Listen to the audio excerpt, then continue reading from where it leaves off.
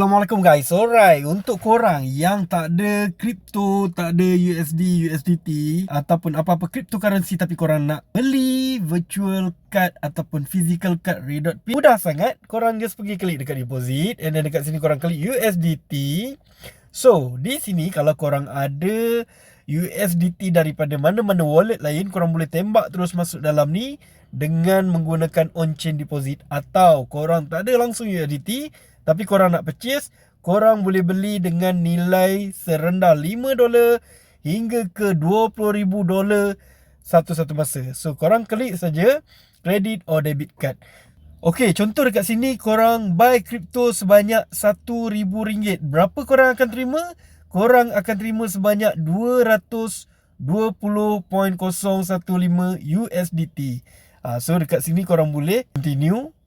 Dan fee dia adalah RM29.91 Malaysia. And then korang boleh continue. Dan dekat sini apa korang perlu buat? Kalau korang guna Google Pay pun boleh buat payment ataupun korang set satu kad baru dekat sini. Okay? Itulah caranya macam mana korang nak dapatkan USDT dalam wallet Ray.P.